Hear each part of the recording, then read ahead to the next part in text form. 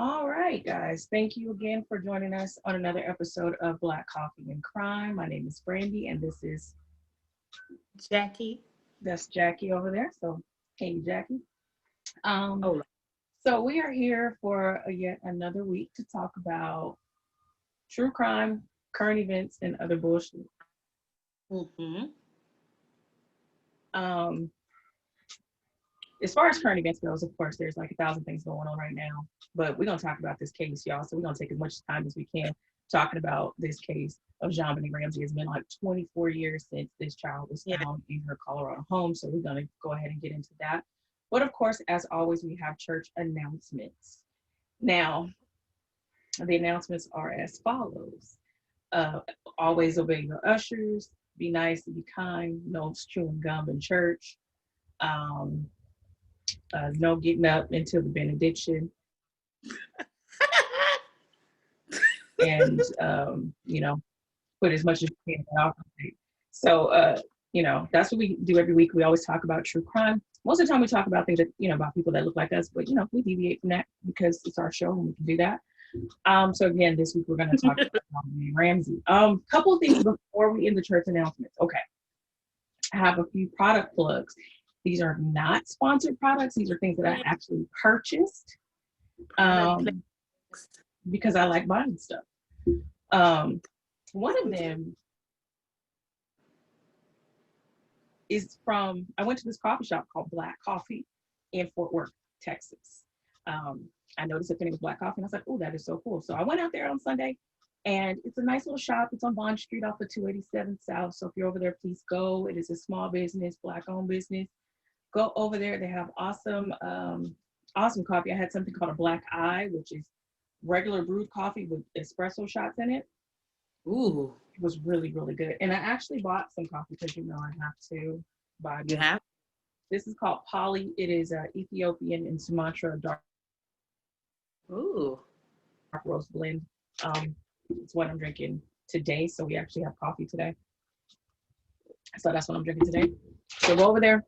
That is Black Coffee Fort Worth on Bond Street, right next to Texas Westland University. So you can go over there, get coffee and support small business. Another small business is called Nyree Sky. Nyree. NIRESKYE. Such beautiful stuff. .com, Nyree Sky on Instagram and also on Facebook. Nyree Sky sells eyeshadow palettes, lashes, waist trainers, lipstick. They have wonderful, wonderful lipsticks and lip glosses. But one of the things she started selling was soap. So she sells beard oil, but then she started selling Yanni soap. Really? Yes. So ladies, if you don't know what Yanni soap is, get familiar with it. It is a soap that is created just for your parts. It's very gentle. The scent or the fragrance comes from the essential oils that are in there, helps with your pH balance. Anything that kind of throws you off, and sometimes you're just thrown off for no reason. All of those things helps with cramps. So, get in touch with that. But I actually purchased them and I used it. Oh, you already used it? Oh, of course. Absolutely. No irritation, no issues. It's wonderful. I even gave some to my mom. So buy some from Yanni Scott. Nyree Scott. She also sells natural deodorant. So if you're somebody like me who cannot use the over-the-counter stuff anymore, it is awesome. It lasted all day. I didn't have any issues. Didn't have any, sometimes you gotta, do a wing check. Didn't even have to do that. It's been hot here in Texas. I was outside on Saturday at Clyde Warren Park. Definitely get the natural deodorant as well. I think the natural deodorant is $6. Now that stuff is expensive on the market, up to $12, $14 for a tube of deodorant. Might as well support Black-owned business, women-owned business. That is NyreeSky.com. Also Nyree Sky on Instagram and Facebook. So try that out. Two more things. I mentioned Clyde Warren Park. They have an exhibit called Say Their Name. And did you go? I have not yet, and I'm very frustrated that I haven't, but I Okay. will. I've been working overtime. Tomorrow's the last day. Yes, I'll be there. Okay, tomorrow's the last day. It is an outdoor exhibit at Clybourne Park, downtown Dallas, and it features pictures of those killed by police and political violence. Y'all, whew, I ain't make it through the whole exhibit. I mean, I went through and I was good, and I was looking at people's faces that I'd never seen before. I didn't know their stories, but I'm gonna tell you when I broke. I broke when I got to Trayvon Martin's face, and from that point on, I was no good. You know good. I was no good, and then I saw my sister Sandra Bland, and I lost my shit. Like, oh. I think that was her, I think her picture was the last picture in the exhibit, so it made an awesome impact on me. And I was like I'm trying, I was when I got out of the exhibit, I was, just leaking, and I was just trying to, get that one eye together, act like I wasn't crying. I was like, doing one of these, baby. I didn't make it. It's very, very. Ooh, I need to get some air in my face. Ooh. So I need to prepare myself to be in tears. Yes, I'm more emotional than you are. So yeah, you are. Yeah. And I cried like 17 times on the show already. But yeah, if you have an opportunity, if you haven't already, you are in the Dallas area, definitely want to go take a look at that exhibit. Very powerful, very moving, and take your tissues. Last thing is something that's personal to me. I just want to kind of dedicate this show to my sister-in-law. She actually transitioned yesterday. Long battle, and she stayed, but it was a long time, and lots of pain, and so now it's more like I hate to say it, but it's a relief because you know that this person has transitioned and is better now, like their spirit and their is better now. Very faithful woman, so there's no question of where her heart is going to go or spirit's going to go. So just prayers for my family, my brother, her children, and her 3 children and her 3 grandchildren. It's going to be a long thing, so we will be traveling in spurts, going back home for the services. So her name is Herlinda Gonzales-Evans. So just want to say, y'all, take care of yourselves. Like, go to the doctor if you see something, if you feel something. Don't put it off. Like, don't put it off. Like, go take care of yourself, because you cannot take care of your family if you're ailing and you're not well. Right. So you definitely want to, be selfish sometimes. Yes, please. It's okay. It's okay. I learned that the hard way. Be selfish. Everyone goes at 1,000 miles a minute all the time, and I got to do this, but sometimes you just got to stop and make sure you take care of yourself, and look at the truth sometimes. Look at the details in your life and pay attention to those things, because you don't want to get to the point where you forgot that doctor's appointment, or you forgot that moment of self-reflection or meditation and you miss it. So yes, it's very. All right, so I'm tired of crying, and now we're going to end the church announcements. Those are the announcements as follows. I'm proud of myself because I almost lost it when you get dedication. I almost lost it. Yeah. It's a real quiet thing, because if you lose it, it's a whole different show. All right. So it's a revival. So those are the church announcements as follows.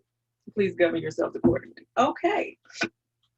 So last week we told you that we were going to talk about JonBenet Ramsey. Yeah. Jackie said that she totally went into a rabbit, and I understand, because I went into that rabbit hole this week. Of course, JonBenet was murdered in 1996, Christmas 1996. So that's almost 24 years ago. Yes, it was. And I know that because I graduated high school in 1996. That's all I'm going to say about that. Dang, Brandy, you look young, girl. But so I'm going. Oh, look like you graduated on that. saw your page. You're trying to add up some stuff like, no, we're going new math nowadays. The new math says that I'm 35 plus shipping and handling. That's how we gonna do that. All right. So, okay. So, Jackie, you went down the rabbit hole of JonBenet Ramsey. So, most people know about this story. And for those that don't, what is a little bit of the background of what this case is all about? And then we can start the arguments about who we think did it. Okay, well, the background is, adorable little JonBenet Ramsey was born on August the 6th of 1990 to her parents, John and Patricia, also known as Patsy Ramsey. Patsy. The dad was also previously married before, had 2 other children. He actually lost his 22-year-old daughter in 1990. Was it 1990? 1992. 22. So he'd already lost a daughter previously before, any of this happened. So on this night of December the 25th, apparently the parents were preparing to go on a trip and noticed that the daughter wasn't in her room. So that was at 5:52 in the morning. And so they called the police at 5:55 after they saw a ransom note on the stairs in the back of the house. A 2.5-page ransom note. Okay. Clue number one. Clue number one is, where do y'all know kidnappers that write 2.5-page and nobody know they in the house writing on your paper? This is your paper and pen. And so that means that that would mean that they didn't have really a plan. They just kind of went in there and saw your paper, your pen, and was like, I got all the time in the world to write. And here's the thing though. The Ramseys are at home. Yes. Matter of fact, Patsy was still in the clothes that she had on the day before when they had their little Christmas Eve gathering party at their home. So they never went to sleep. She never went to sleep. She literally had on the same clothes from the day before. Literally. So they had enough time to write. Let's continue really quickly. So they had enough time to write a 2.5-page letter, drop it on the back step, pretty much saying, hey, if you want your daughter, you're going to have to give us this ransom. Don't tell the police. And we need $118,000. Very specific number. $100,000. Very specific. And it is very specific to John Ramsey's Christmas bonus. How would anybody know that this man got a Christmas bonus and it was $118,000? That is first of all, that's such an odd number. It is very odd. And it's odd. Specifically said, don't get, we want your bonus. We want $100,000. Mm-hmm. No, we want $118,000. Right. So then when the police come over there, they only tape corner off the daughter's room. Mm-hmm. Everyone else was free, including the friends and family, were free to roam around the house of a kidnapped child. I had a problem with that because I'm like, shouldn't you have shut the whole house off? Like, right now we need everybody focused in one space because we need to figure out where this child is. So everybody just walking around. First of all, they didn't even call the police first. No, they called their family and friends first. Then they called the police. So yes. They're supposed to be looking for their child at 5 o'clock in the morning. And they call their family and friends first. Then they call the police. Much stuff. I have so much stuff to say, but I want to get through what they happened first. Before all right, so let me. I just don't understand. So they continue to look for her. They continue to look for her, and around 1 p.m. ish? I think about 1 p.m. ish. Mm-hmm. Yeah. The police never did a search of the home. Say again. Once they found out that she was missing, the police never searched the home because they assumed that the parents did it. Now this is, was it Boulder, Colorado? Mm-hmm. They never. Boulder, Colorado is not the largest city in the state, but it's not a city that's foreign to murders and kidnappings and things like that. So it's not as if they had a police force like they were in Mayberry. You're not dealing with Barney Fife. And on top of it, this is a wealthy, affluent neighborhood. So you would think that the police would have been like, okay, we got to find this kid. When's the last time you saw her? When did you put her to bed? Was there anybody else in the house? What was going on? So they get there little bit to 6 a.m. And when they get there, people are already in the house. They cordon off JonBenet's bedroom. But if she's missing from the bedroom, wouldn't the suspect have to have come down the stairs, out the window? Yeah. Wherever. So the parents, John and Patsy, you're looking for your 6-year-old daughter. Don't you look in every room in the house? Like, where's your sister? Because it's a they could have asked possibility Burke, the 9-year-old. A 6-year-old can be playing hide and seek. They are known for playing games. I would literally be the first thing, like, let me check my whole house because kids be playing. Go, hey, John, you check the garage. Burke, you go check the basement. I'm gonna look in the pantry. Check the guest bedrooms. Check whatever. Yes. Look up under the Christmas tree. They searched. And Burke apparently on Burke's he was still in bed when the police came up there. They woke him up with the flashlight. Yeah. So Patsy tells Burke, and I know we're all over the place, but y'all know the story of JonBenet Ramsey. Okay. So we just going in.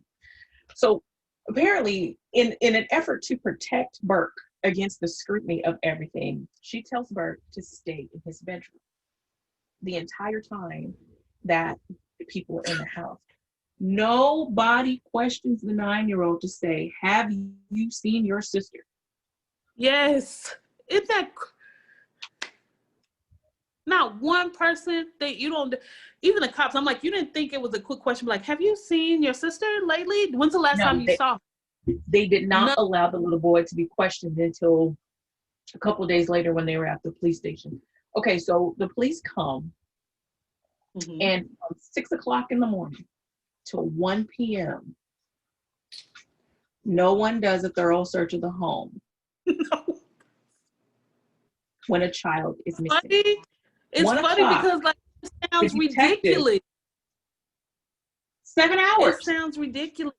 7 hours go by, and they are at the house. So at 1 o'clock, they tell the family and friends, hey, why don't y'all go around the house and see if anything is in disarray.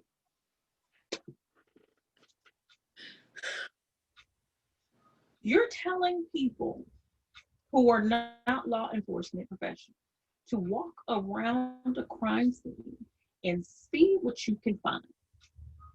So at 1 o'clock, John Ramsey goes around the house and he sees that his basement window has been kicked in or whatever, this small ass little window. So he goes to the basement and there she is. She's in the basement. He does not call out to say, oh my God, she's here. Oh my God, there's no scream search or nothing. He goes down into the basement. He finds her under a blanket, her own blanket that was in the dryer. Yes. And picks her up and takes her upstairs, contaminating the crime scene. Let me run it back for y'all. At 1 o'clock, he sees the basement window kicked in, goes to the basement, finds the child, picks her up, and takes her upstairs. Does not sound an alarm for the police to say, oh my God, I just found her, she's down here. And on top of that, y'all have seen Criminal Minds. Y'all have watched Forensic Files. Y'all have watched ID Channel. So y'all know that when someone that you know commits a crime and kills someone, most of the time they will cover them up because they don't want to see their face. That's so right. If this child was killed by some deranged pedophile or whatever, they don't know her. Why would they cover her up with her own blanket? How did they know there was something in the dryer? Why? Because in 1996, there was no front-loading dryers at homes. I mean, with the glass thing, that you would know that there was something in the dryer. You would have just left her there. Look, this was my thing. Not to be graphic, but when my aunt passed away, the smell was instant. I'm not trying. I mean, dead serious. Yeah. I think. I know it's cool, but if that window's kicked in, of course, the smell isn't going to be as strong because it's going out the window.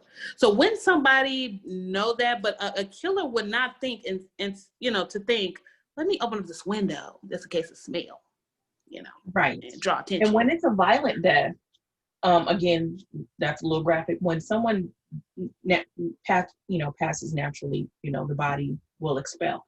But especially so when there's a violent death. Yes.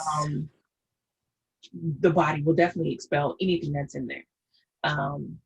Either excrement or vomit or something like that. So you're gonna smell that. Yeah. Like you said, if you're going around the house and the basement window is open, you would have smelled something.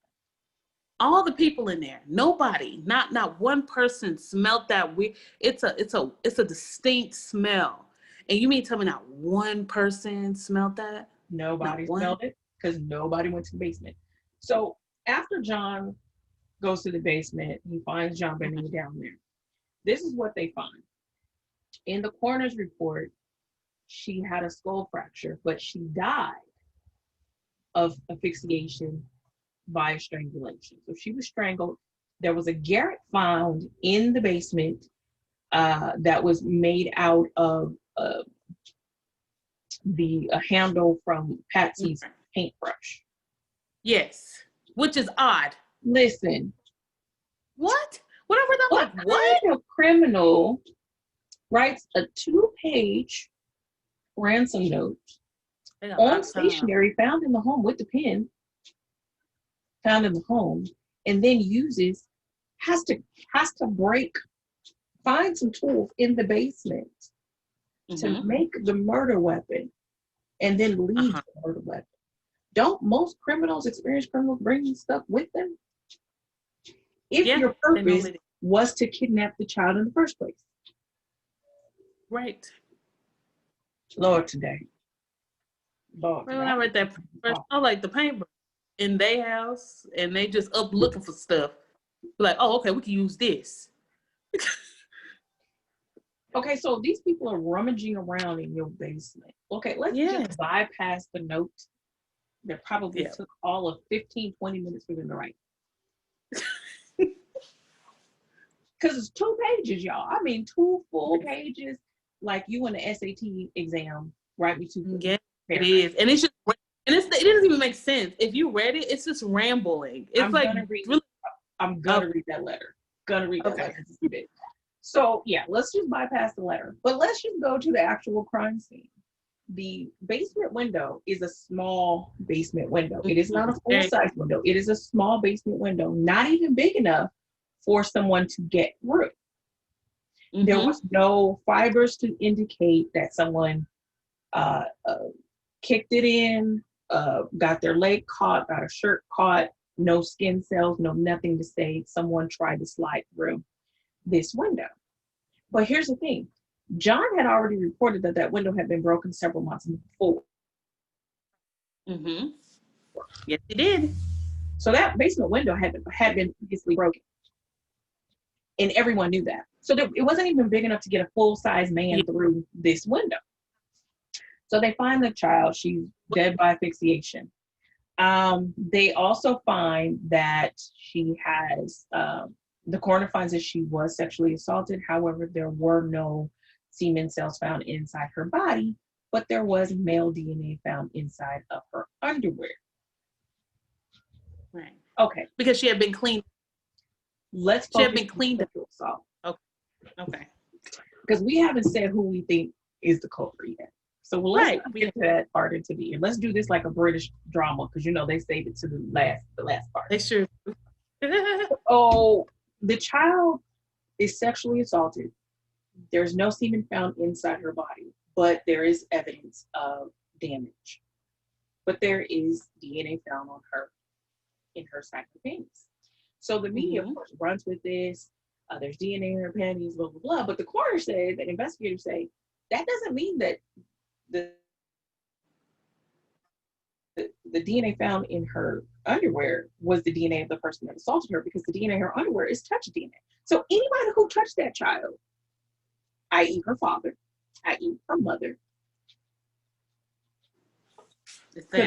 and after 24 years, they still don't know whose DNA that is. And it was ran against I think 1.2 million DNA samples in CODIS. So you mean to tell me? So you mean to tell me that someone broke into this home, potentially a pedophile, a rapist, a serial killer, and they never did it again, and they didn't do it before? Right. I'm telling you. That's what they want you to believe. Okay. So we have a sexual assault victim who is 6 years old, and there's no semen. No. But there's damage. Okay, so we still ain't told you who we think it is. And we're not about to do that. You can draw your own conclusion until we get to that part. All right, so don't forget, they also found the pineapple in her stomach. The pineapple. Okay. So the night before they're having this Christmas party, the Ramsey said exactly what JonBenet had eaten, and pineapple was not on the menu. She didn't even really like pineapple. Burke liked pineapple. And they stated that the night before, Burke had a bowl of pineapple. Well, pineapple was found in her stomach.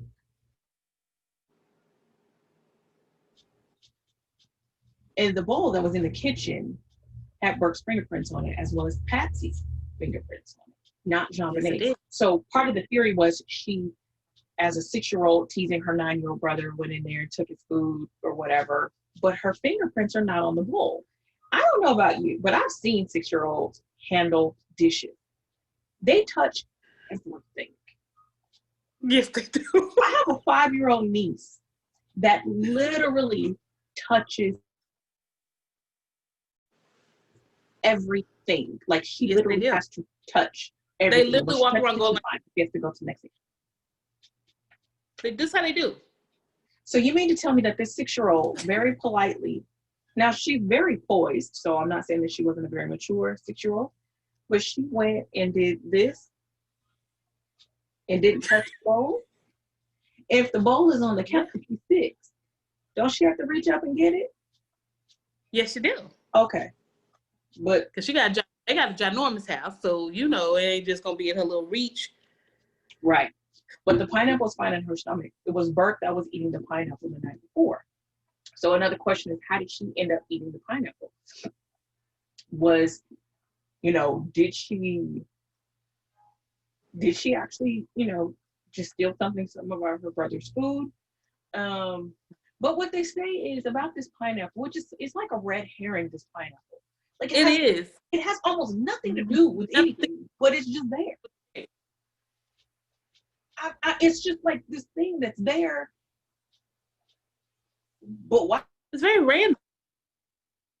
It's like classic Alfred Hitchcock, the MacGuffin, where you throw something in there at you and you focus on it, and in the end, it didn't have anything to do with the murder.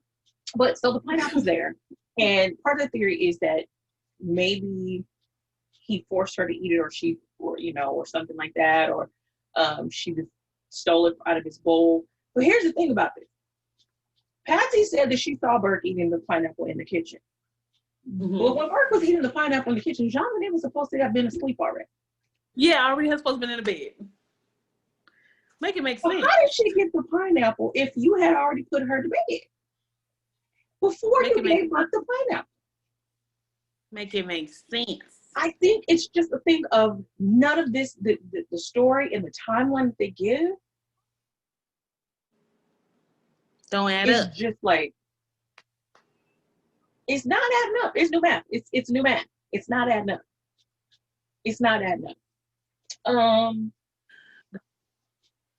Dr. Phil said, it don't matter how many ways I look at this story. He's I've examined this, I did what ifs, and I don't care what I do, it just don't add up.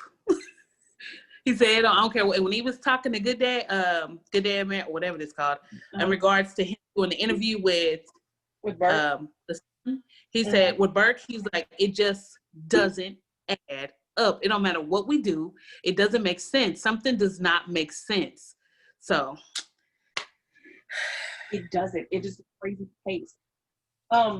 So after the autopsy report and everything, well, the Ramseys at some point stopped cooperating with the police. Now get this, yes, your they did. 6-year-old child, your very precious, very beautiful child, has been murdered in your home, and you stop cooperating with police. They, of course, are the number one suspects. They're looking at them. They're looking, other family members, like, what's happening. They stop cooperating. The district attorney, Alex Hunter, basically says there's not enough evidence to take them to court. So Right. He drops them as Exactly. suspects. He says they're not suspects. However, that was in 1996, 1997. In 1999, it came out that the grand jury actually moved to indict them for child endangerment resulting in death. Yes. But Alex Hunter said, no. No. Prosecute them. They're no longer suspects. So you convene a grand jury who says there is enough evidence. The grand jury has said there is enough evidence to bring them up on felony charges for child endangerment resulting in death. And the district attorney says, of Arapahoe County, I think it's Arapahoe County, correct me if I'm wrong, says no. That's what he said. Times does that happen where the He said wasn't enough evidence to pretty much prosecute them for that. That's pretty much what we're saying. There's no evidence. But circumstantially, this child died in your house. This was dead in your house for hours. Hours, and you didn't know. You never looked. Circumstantially, in layman to me, you got a case. The grand jury, 9 people in your community have said you've got a case, and the DA says no, we don't. After that, it's just kind of like a snowball thing. The media is constantly chasing Burke. Of course, he's a little kid, so they protect him, rightfully so. It's their child. The rest of the family is just bombarded with media attention, and everyone wants to know. This is the biggest case outside of OJ at this time. But there's no other suspects until John Mark Carr.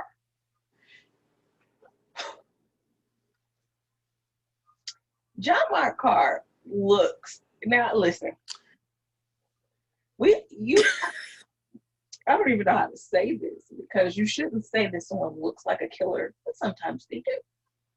They do. John Mark Carr looks like a pedophile. Yes, he does. He does. He looks so creepy. Like, if you saw him in the grocery store, you'd be like, Junior, get over here. Get over here. Put them crackers down. Get over here. Yeah. There you go. Get on now. Get on this. Get on the inside, though. Hold my hand. Don't let go of that basket. Yeah, I have allergies, so I'm sorry. I'm gonna make sure I don't. Me too. They're so bad. So bad. Oh yeah. Me with this tissue is better than the alternative, so y'all just have to do it. He looks creepy. So in what was this that he? Let's see, 1999 again. John Mark Carr is in Thailand, and he makes a confession that he's the one who killed JonBenet, that he drugged her and sexually assaulted her and strangled her. I believe he said that he was her teacher or something like that. But I think so. But he definitely said he did it. yeah, but it He came definitely out the DNA didn't match. They were no. unable to prove whether or not he was in Colorado at the time. So basically, those cases, that those charges were dropped. So he was arrested, but it didn't go anywhere. There was also another suspect. Was it Gary Oliva? Gary Oliva? Oliva, I think. Yes, he says, let me break out the handy dandy iPad here. Gary Oliva says that basically he was a pedophile as well, and he was in jail, and he made like a jail confession to someone, and he says that to a friend of his by the last name of Vale. He says he was sobbing and said, "I hurt a little girl. The man says, I tried to get more information out of him. The only thing he told me was that he was in the Boulder, Colorado area. And let's see here. He said something to the effect that JonBenet saved him. He didn't mean it. It was an accident, and he pushed her, and she fell and broke her head or something to the effect that he said. Now he is a convicted pedophile. He was in prison when he made that confession on child pornography charges. But again, he doesn't match the DNA, any of the DNA found. But he said that she was his she was a savior or something for him. Like the moment that he saw her, he knew that she was going to save him. So he had some sick fascination with JonBenet. Now, weird is so disgusting and weird. It is very disgusting. Like, why are you trying to take the fault and the blame for it? I don't understand, but okay. And it could be the same thing with John Mark Carr, that people they want the attention, and it's a part of their narcissism that I have to have the attention. Right. So, I'm going to be known for this case, this unsolved case, one of the most famous unsolved cases. I will be known as that guy. I will be known in this pedophile community as like the guy, which is weird, but that's that's part of the thought process. So again, we have 2 suspects, 2 confessions, no DNA match. And now you have nothing. The new DA was Mary. Really quickly, which you would know that it's definitely not them, because as we know from the crime scene, whoever this was literally cleaned her up. It was just some of her panties. And with them being known pedophiles and being people that are already kind of obsessed with her, or, they wouldn't have done that. A known pedophile wouldn't have done that. They would have wouldn't they have taken her with them? Right. Especially if he had such an obsession and a fascination with her. You would think that he would have taken her as a prize or as a trophy. Why would she still have underwear? He would have taken those. Serial rapists, people like that, they take trophies because that is a part of the power that they get from it. They take trophies. There was none of that. None of that happened. So again, all of these little things aren't adding up. And again, we are not law enforcement professionals, so we're thinking as enthusiasts and amateur crime solvers. So that's the way we're thinking, but it's still not adding up. So the DA in, let's see, was that 2013?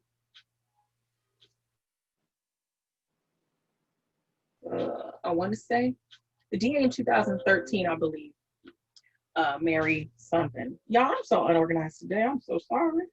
But her first name Mary. Her first name Mary. First, she issued a formal apology to the Ramseys to say, basically, you are not suspects. We are no longer considering you suspects. She issued a formal written apology to the family. And that was following a $750 million defamation suit that Burke Ramsey filed against CBS. CBS had done a documentary. And Yeah. basically, in that documentary, there was former FBI investigators and behavioral analysis and psychologists and private investigators, and they came up with the conclusion, what? That maybe Burke did. Geniuses. They were such geniuses. I loved it. But he sued them, and they came to an agreement of some undisclosed amount because he says that basically they said that he did it. Well, they said that it's likely that he did it. Like, based on all of this, this is the direction we're gonna go. And please know that So CBS, a good reporter will let you see a vision that you never even thought of. That's what a good reporter does. They take the facts and they go, did y'all even recognize this right here? Because you're talking about that, but what about this? Why do you think CBS did not care about making that payment? You think they cared? They didn't care. They didn't care because they knew that they were going to settle. I'm quite sure their legal team was like, we gonna eat this. We're going to get in trouble, but we're going to put it out there. And a lot of people, and I was reading opinions online, a lot of people are like, makes sense to me. Me too.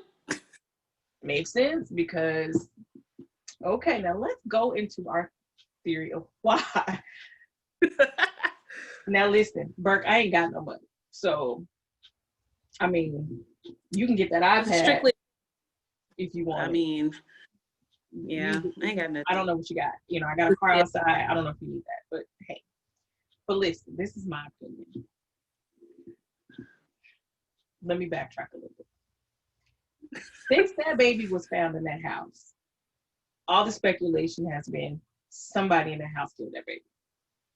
Right. Done. Regardless. Somebody in the house killed that baby. Something happened. And I know that there was like the whole theories about, outside sources. Even the note was signed by SBTC. And matched Patsy's SBTC. Right, because they tested John's handwriting, they tested Burke's handwriting, and they ruled them out. Patsy's match was inconclusive, which means that there were some points that may have matched, but not all. And the letter was practiced. So the letter that they actually tore off of the stationery had been practiced on the same stationery pad before because they could see. A practice letter. So I forgot to mention that. That's exciting. The potential kidnapper were in your house before Christmas and practiced the letter on your stationery, and then on Christmas came back and said, we're going to. No. So, yeah. So, I don't know if I should read that letter right now. Let me read the letter right quick. Please let me read the letter. Let me read the letter. So y'all can see, so people can hear how this sounds. Okay. So, and I'm going to read it in its entirety. The letter says, Mr. Ramsey, listen carefully. We are a group of individuals that represent a small foreign faction. Who? We respect your business, and business is spelled with 2 S's, but not the country that it serves. What country does your business serve? What do you do, Mr. Ramsey? At this time, we have your daughter in our possession in the basement. She is safe and unharmed. If you want to see her 1997, you must follow our instructions to the letter. First of all, it is December 25th, 1996. Yes. What the hell does that mean? You will withdraw $118,000 from your account. $100,000 will be in $100 bills, and the remaining $18,000 in $20 bills. It's so ridiculous. Make sure that you bring an adequate size attaché to the bank. Let's stop right there. Make sure you bring an adequate size attaché. First of all, who the hell still calls them attachés?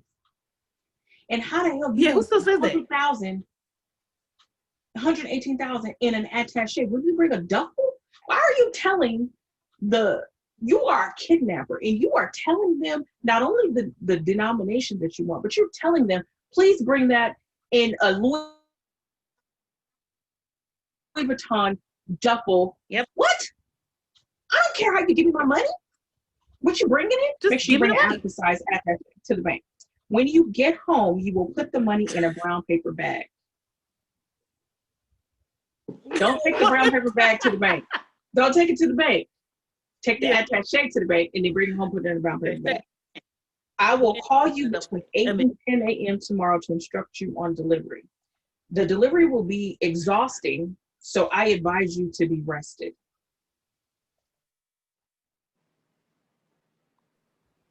If we monitor you're getting the money early, we might call you early to arrange an earlier delivery of the money and hence an earlier pickup for your daughter. These are very well-educated kidnappers. Any deviation of my instructions will result in the immediate execution of your daughter. You will also be denied her remains for proper burial. The two gentlemen watching over your daughter do not particularly like you, so I advise you not to provoke them. Speaking to anyone about your situation, such as police, FBI, etc., will result in your daughter being beheaded. If we catch you talking to a stray dog, she dies. If you alert bank authorities, she dies. If the money is in any way marked or tampered with, she dies. You will be scanned for electronic devices, and if any are found, she dies. You can try to deceive us, but be warned that we are familiar with law enforcement countermeasures and tactics. You stand a 99%, this is the wordiest damn ransom note. You stand a 99% chance of killing your daughter if you try to outsmart us. Follow our instructions and you stand a 100% chance of getting her back. You and your family are under constant scrutiny as well as the authorities. Don't try to grow a brain, John. You are not the only fat cat around. So don't think that killing will be difficult. Don't underestimate us, John. Use that good Southern common sense of yours. It is up to you now, John. Victory. SBTC. That was exhausting. It was exhausting. Woo! They wrote that in your house. Let's break down a piece of this letter. Because I told y'all this is going to be a long episode. We might have to put this in 2 different parts, y'all.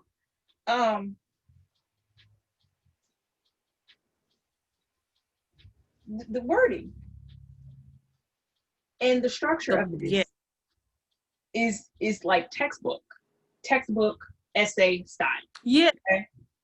This is not a ransom like note. The movie. This is right. Like a manifesto. This is not a ransom note. Yes. Ransom note says, hey, we got you. Bring the money.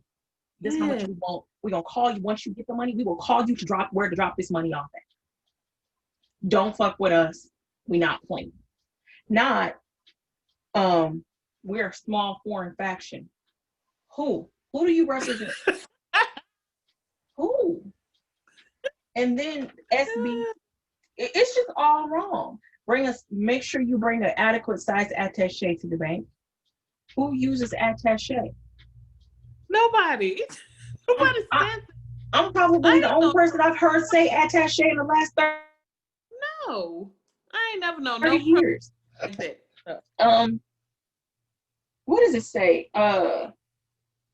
We don't particularly like you. Any deviation from my instructions. Now you're using my instead of we, because you start off with we are. You start off with we are, then you mess it up and you said mine. So now you're taking possession. So there's some clues in this letter that lets you know that this was written in that house. And I think that this was written, I can't prove it, but this was written after the baby was already dead. Mm-hmm. See, Bernie, I don't even think nobody recognized that you recognize that it was a change of possession from we to I don't even think nobody's recognized. From we to mine. You will withdraw. I will call you, not we will call you. So I advise And then it Yeah. also says, if we monitor, let's see, my colleagues don't, the two gentlemen watching you don't particularly like you. Well, who are they? Is it just the two gentlemen that don't like you, John?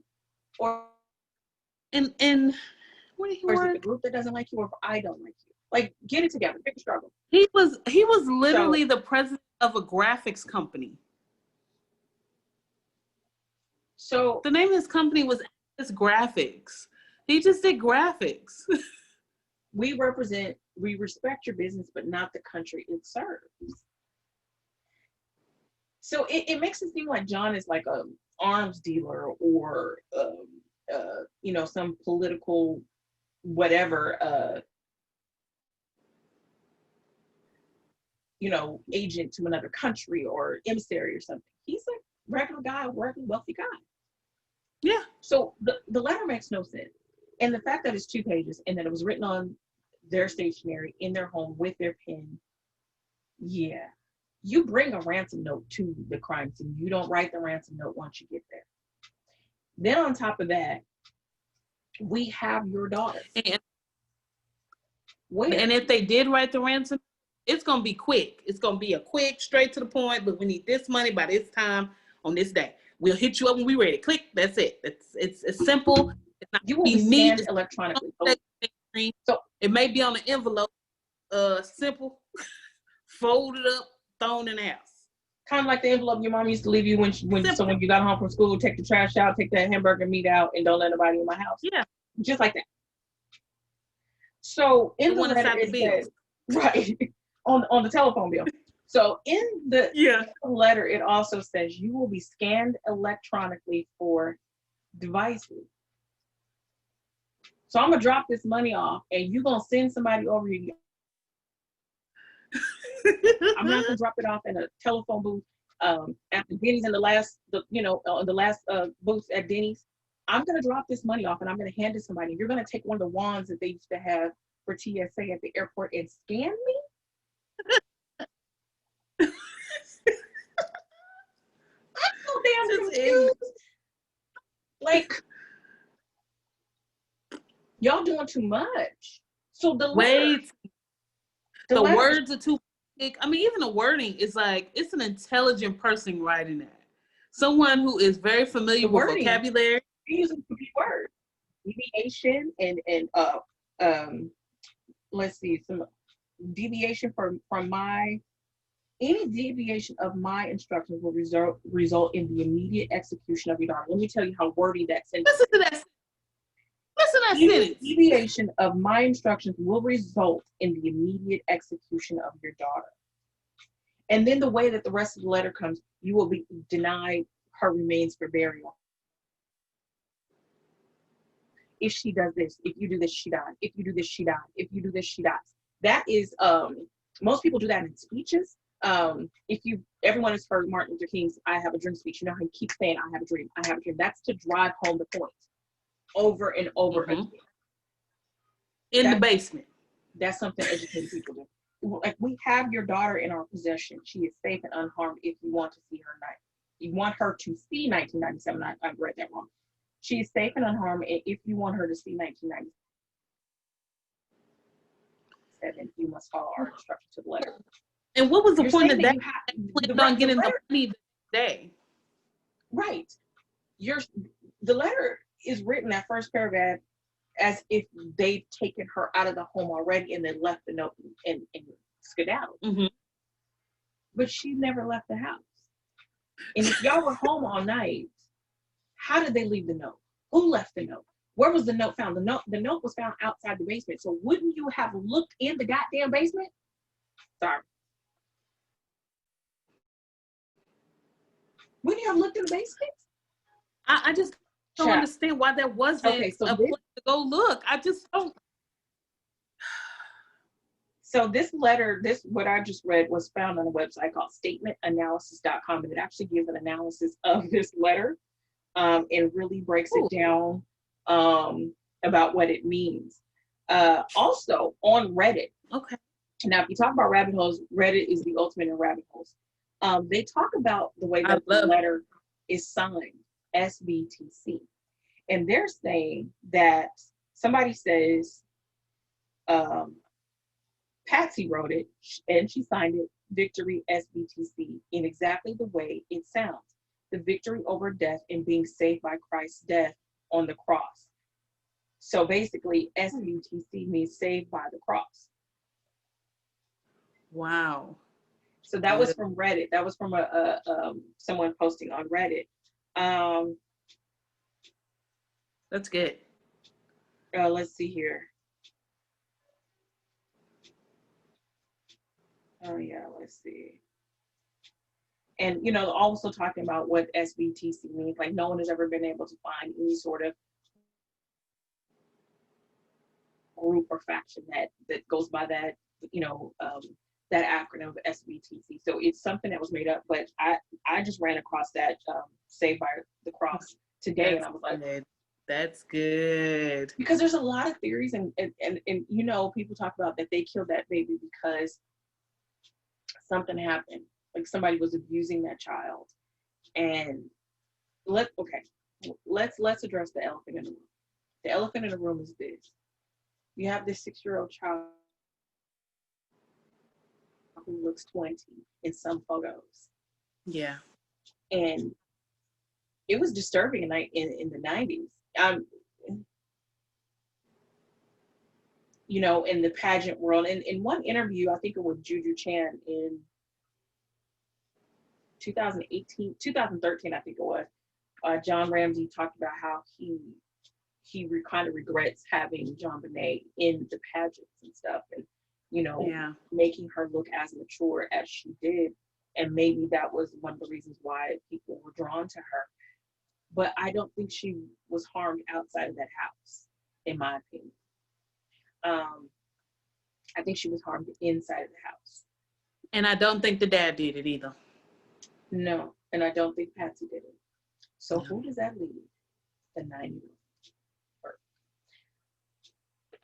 Girl, Dr. Phil's interview with Burke in 2016. Child. It was extraordinary. What did you think? First of all, he definitely gave off. Okay, let me say this. Okay, first of all, he was laughing and smiling, and he didn't take it as serious, as anybody else who no one knows who murdered their sister in the house where you were there. So I would think because it was coming up on the anniversary, if I'm not mistaken, of that interview, you would be a little bit more serious about the situation, but not him. He was laughing and joking. Now, my daughter suffers from doing that. When she is nervous, she laughs. And she really laughs. When she's scared, she laughs. However, not to that extent. He creeped me out. And when I saw it, I immediately thought he killed her. Oh, like, yeah, he did it. He said, he did. Okay, besides the sinister grin that he always had on his face, he said that he had not read the note, the ransom note. He really didn't know very much about the case. He was very vague on details. Yes, now, your 6-year-old sister, your closest sibling, was murdered in the basement of your home. And in one of the big murder cases in the world that is still unsolved. You don't know anything about it. And you don't know nothing? He's like, I know kind of what the note says, but not really. I've never really looked at it. So yeah. And he says something, you have to pay attention to the way people speak. And one of the things that he says is the body. They found the body. Not they found my sister. Wow, that's They good. found the body. He sure the body did of blood. Not they found the body, as if he's removed from that. Burke is, at the time of that Dr. Phil interview, which you can find on YouTube in parts. He was 29 at the time, and he's a recluse. He's like a software engineer, so he works from home. He doesn't go outside because of the scrutiny. But no one would really know who you were. But It's just a really weird interview. And okay, so let's go back to 1996. This is the reason why I think Burke did it. Burke was a brat. Yes, he was a brat. He reminds me, from what I've read, he reminds me of the little boy from the Twilight Zone who used to sit, everyone had to be nice to him. And he's like, you better be nice to me. You better be nice to me. And so you're right. Here comes this child, this beautiful, angelic little girl that they focused all their attention on all of a sudden. And she gets all the attention. He hit her in the head with a golf club. He terrorized the hell out of this baby. I think that I'm not saying, I can't say that he did something to her with the intention of her dying, but I really think that he did something to her. And he had been doing something to her. And somehow he strangled her, or he hit her again in the head and then strangled her and she died. Do I think that 9-year-olds are capable of killing? Absolutely. I sure do. Yes. I've seen 9-year-olds kill animals. Yes. Because there's no kids don't think about consequences in, they act, they move in anger, they move in excitement, things happen. And kids can be very brutal. I think Burke did it. And they, as parents, wanted to protect their child, and they covered it up, or they attempted to cover it up. Yes. And they deliberately waited until a certain amount of time to call the police. They called their family to contaminate that crime scene. They knew exactly where she was. All of that was orchestrated. I don't know if the police department was in on it, but they were like Keystone Cops. They totally effed up the crime scene. Yeah. So that things are unusable. Like, you think about the OJ trial. They had that case. It was a slam dunk, but the police went in there and messed up the evidence. So you can't use it. So it doesn't matter if you did it or not. You can't use the evidence. And I think that was deliberate on the part of the family. Like, you've got to clean it. Like, we've got a child that's dead and we've got one that's alive. We got to protect these kids. We got to protect the one that's still here. And I think it definitely happened probably not long after that party. I think that's why the mother still had the clothes on. And if you watch the interviews, the police interviews with the mother, when I watched them, I knew she didn't do it, because her feeling, she was like, I would never hurt my child. But her words the way she was saying it was saying, okay, I would never do that. I didn't do that. She was very emphatic on identifying herself as not being the person I didn't do that. So and she definitely did whatever her baby did in that moment. In that moment, she's thinking, yeah, he hurt me, but I have to protect my baby. So, he did it. He's he was a jerk. There was one interview where she's like, to the police, she's really snippy. She's like, I don't know who did it. You need to find out who did it. Like, somebody killed your 6-year-old and you got attitude? There's no tears. Yes. There's nope. That struck me as strange as well. When we did the Janelle Carwell, if you look at the interviews with her mom, she doesn't really cry when she talks about Janelle being missing. No. Wow. Yep. Now, if you go back when we did the Asha Legree, was that Asha Degree? Was that like the second or third episode from North Carolina? Asha has been missing for 29 years. And her parents, when they talk about her, still choke when they talk about her. She was 9 years old when she went missing. And her parents are still very emotional when they talk about her. And there's no confirmation of what has happened to her. They didn't see her body. They didn't pick her body up out of the basement, and they're still very emotional. JonBenet's parents are like, no, we didn't do it. When they were in the interview with Barbara Walters, she asked John Ramsey very pointedly, did you kill your daughter? He says, no, I didn't kill my daughter. He closes his eyes.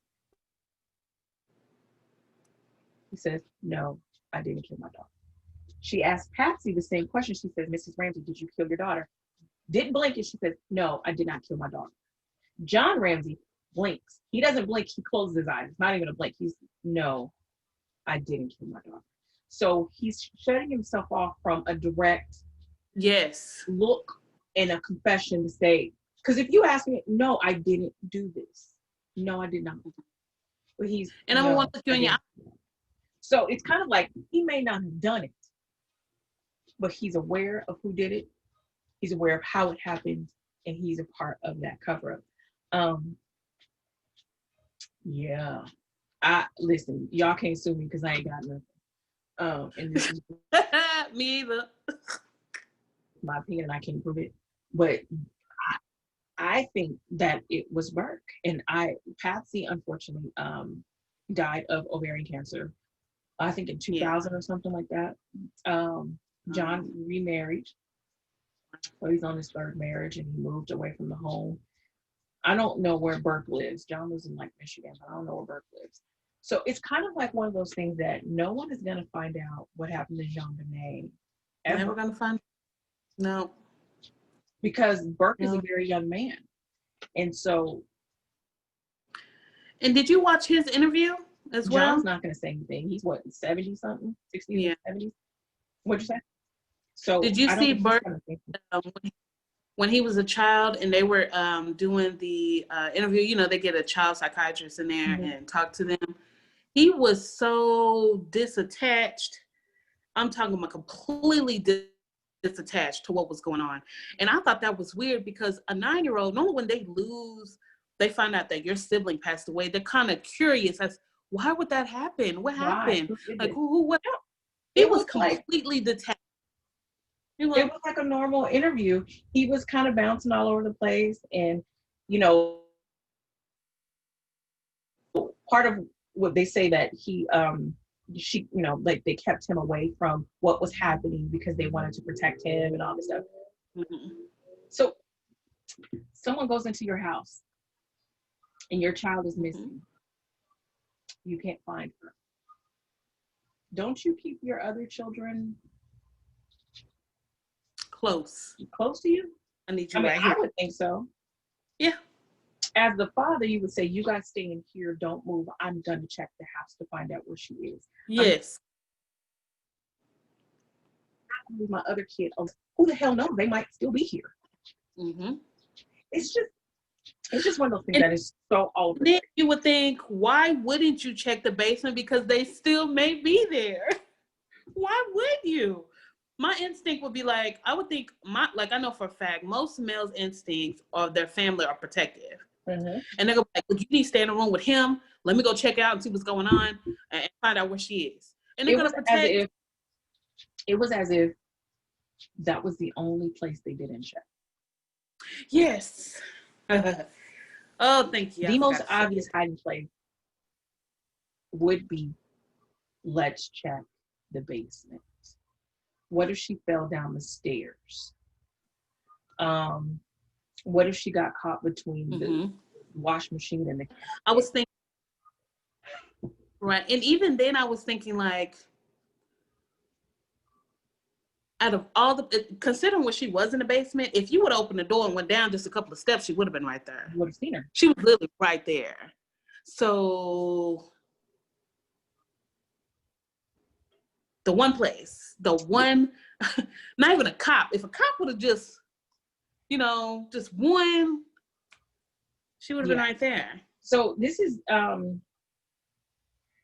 of those crazy cases where it could have been solved at the time, but due to delays, what I think are deliberate delays with the family calling the law enforcement and law enforcement messing that crime scene up.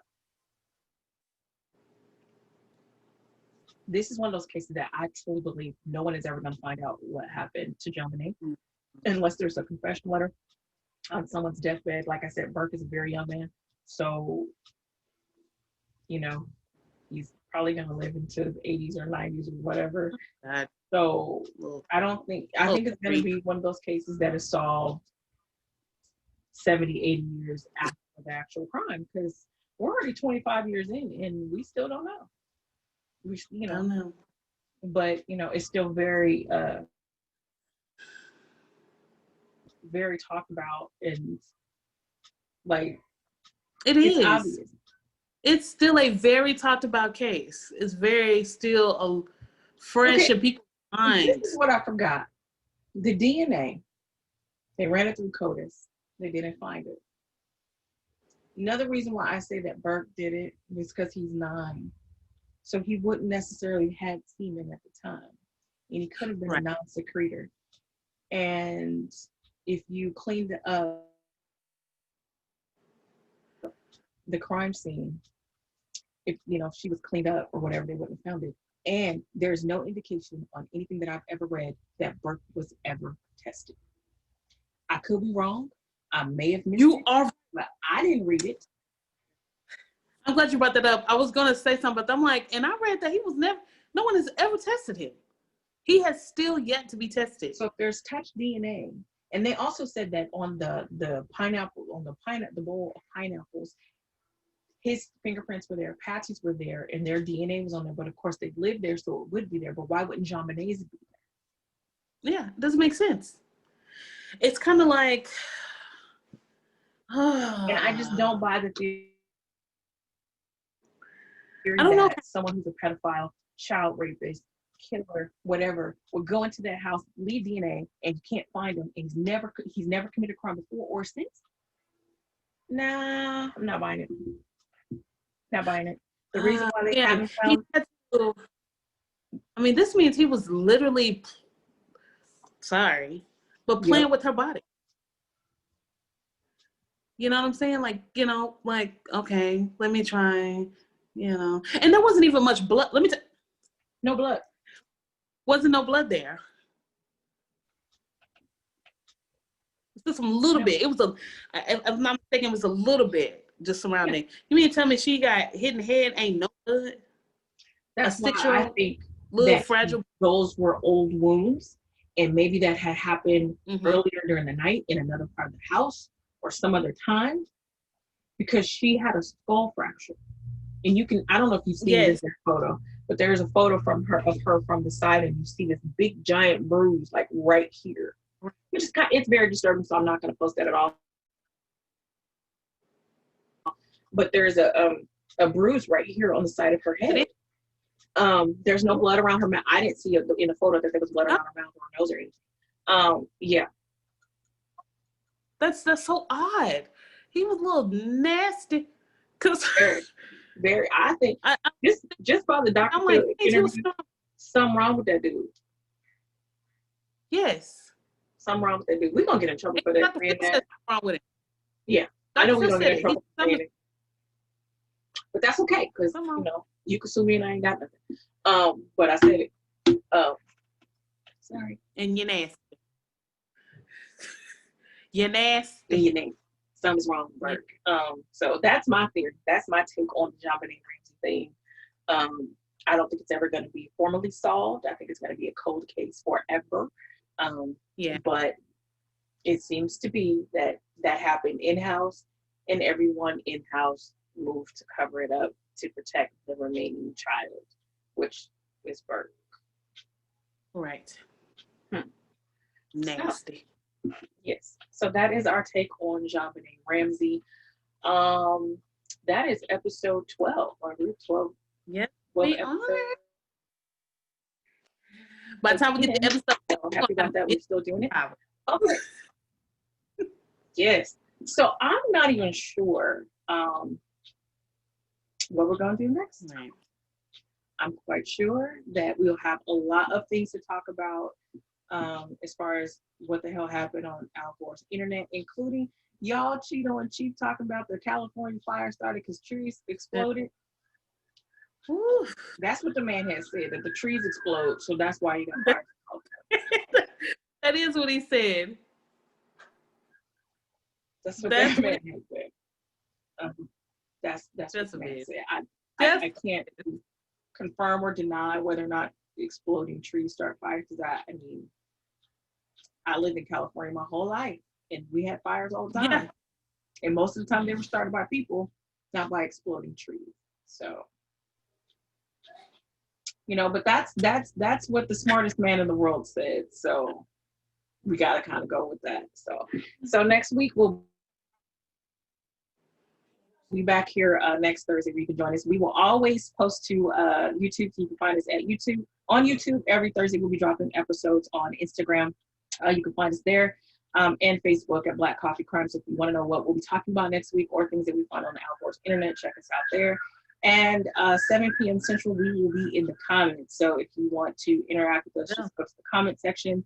Comment at will, and we will respond in kind. So that is our episode for this week. We will see you all next week at the same time. So good night, everybody. Be kind, be safe, and enjoy that second cup. Have a good one. Bye.